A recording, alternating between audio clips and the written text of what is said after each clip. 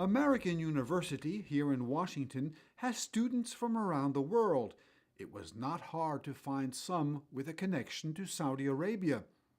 Dana Bugaighis was brought up in the kingdom's eastern province. Yes, I have a lot of Saudi Arabian friends on campus. I've made a lot of Arab friends in general over the last 3 years.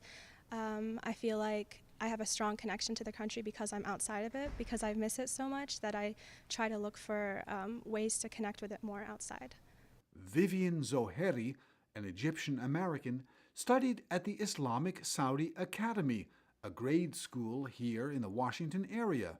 So I did graduate from the Islamic Saudi Academy last year in 2013, and every single year we did have a Saudi National Day, and that was actually, we had a day off on that day, so it was a holiday for us. Before they actually would have, stage performances of Saudi national dances, and there was also like the heritage food there. And yeah, like we felt pretty much into the culture. We felt that we were part of the Saudi environment. So it was cool experiencing like, a new, different Arab country with a different culture. American University's Islamic Studies Department is headed by Akbar Ahmed.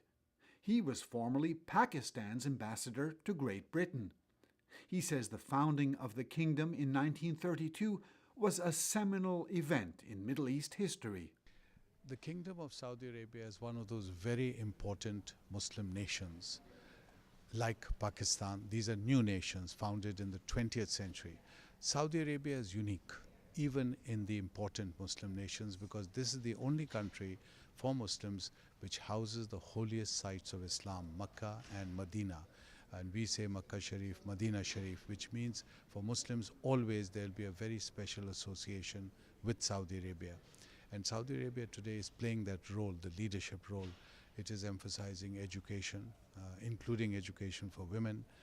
The King of Saudi Arabia, His Majesty, has actually initiated interfaith dialogue, which is revolutionary for many people in that part of the world, and yet he has very strongly advocated that. And again, these are new developments which the world is looking at and I think approving of.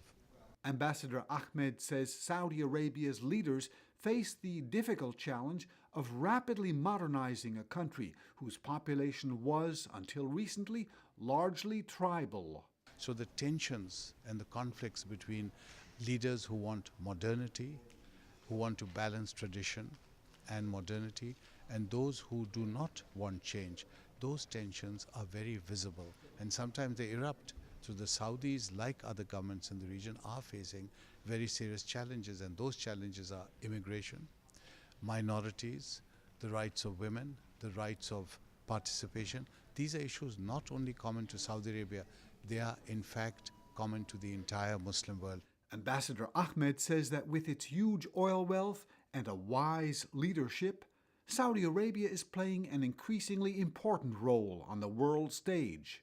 Saudis are one of the key allies of the United States and have been. The relationship is a remarkable one. We know that there was a very good relationship between the presidents in the early part of the 20th century and the kings of Saudi Arabia, especially the founder. There have been lots of pictures of that very warm relationship. In fact, you could say that the Americans have helped shape the Saudi modern sensibility.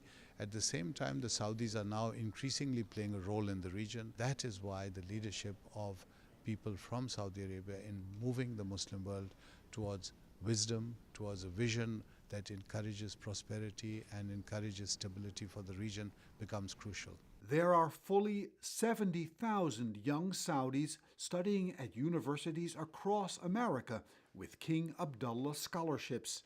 On Saudi National Day, many of them will celebrate the event on their campuses. Scholars in America tend to speak about the close strategic relationship between the United States and Saudi Arabia, and to the cautiously modernizing role and growing international involvement of the kingdom's leadership.